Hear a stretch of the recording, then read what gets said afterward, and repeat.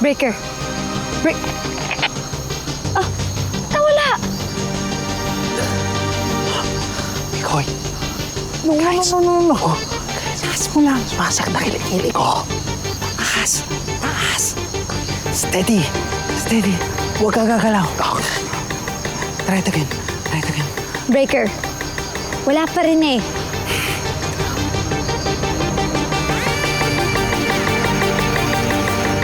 Sige na, please naman Signal ka naman. Sabi mo, hindi mo ako iiwan. Diyos ko, ano ba naman ang hilito? Nabanyo lang ako eh. Nawala ka na. Ang klingi ha. Naghahanap lang ako ng signal Ikaw naman babalik din ako doon. Sige na, bumalik ka na doon. Baka mamaya, mapano ka pa dyan eh. Okay na ako. Baka mamaya mabinat ka niyan eh. Ayun Nakainom na akong gamot. Malakas na nga ako. Bahala ka nga dyan.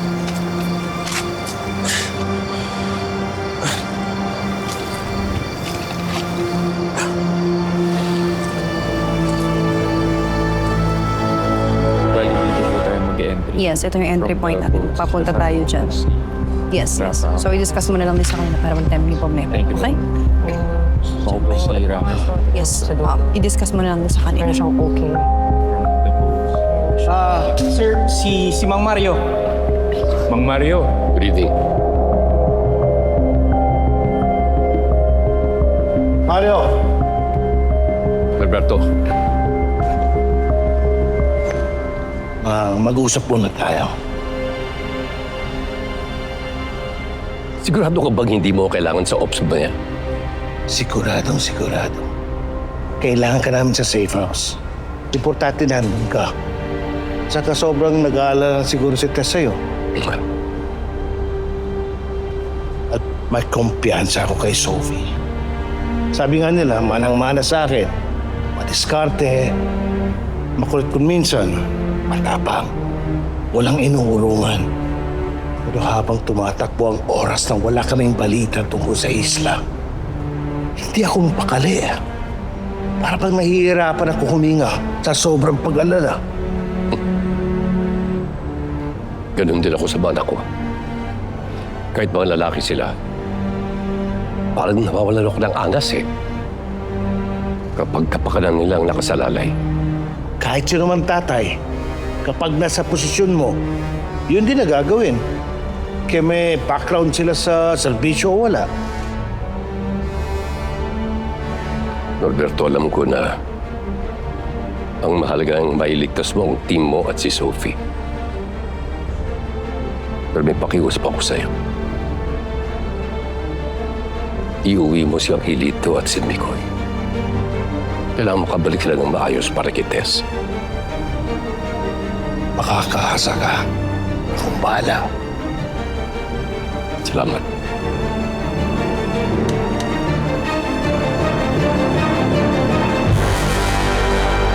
Diba? Pwede naman pala yan eh. Pinakit mo pa ako kanina. Sorry na.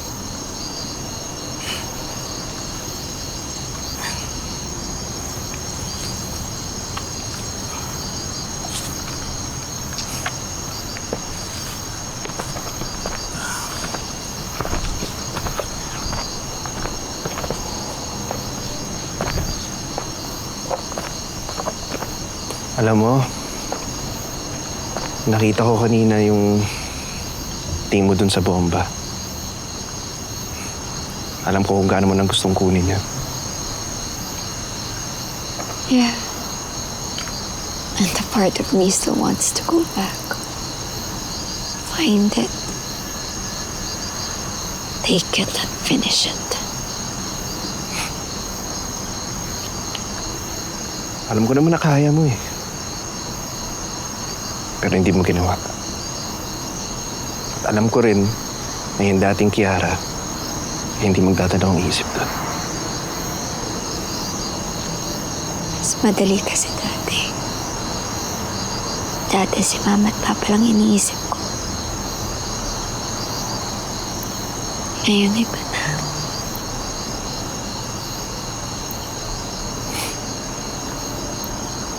Salamat, sweetheart.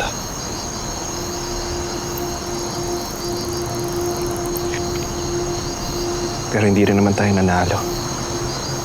Hindi natin nakuha yung bomba. Hindi rin natin nahanap sila Angelito. Mikoy, Nakita ko na nakita ko na yung kapatid ko. Tapos nawala uli siya. I'm sorry. Kung hindi siguro ako Hindi mo umalis. kasalanan. Okay? Hindi rin kasalanan ni Shanong, hindi rin kasalanan ni Sophie. Wala, maalat lang talaga tayo ngayon. Kasing alat ng dagat.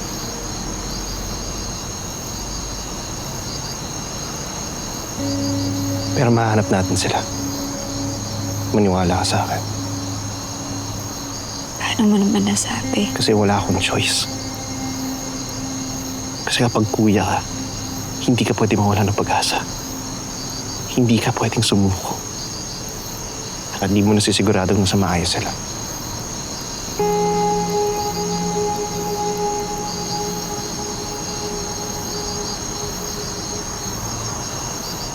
Mahanap natin sila.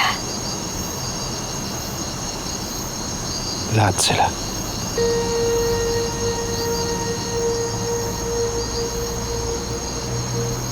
Kiara, pag natapos ang lahat ng to, gusto ko na maghapon ng anak. Ha? Mga 3. 3 agad. Isipin mo na. 2 maliit na Mikoy, tapos 1 maliit na Kiara. Diba? Yun. Bakit isang maliit na Kiara lang? Delikado naman yun, sweetheart. Delikado yung tal mo. 2 makulit, tapos 1 galit. Naku, grabe yun. Excuse me, hindi ako laging galit na. Sige na nga. O sige. 2 makulit, 1 passionate. Okay ba yun? Pinapaasa mo naman ako eh. Saan? Chad, Sa mga anak? sa future.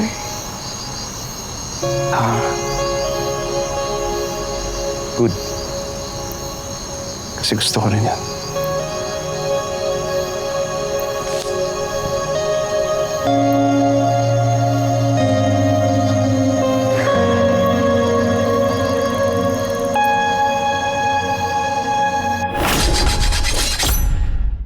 Hello mga kapatid! Ako si Enrique Hill ng A Secret and Proud. Mas lumalalim ang sekreto sa bawat episode. Kaya pa ba?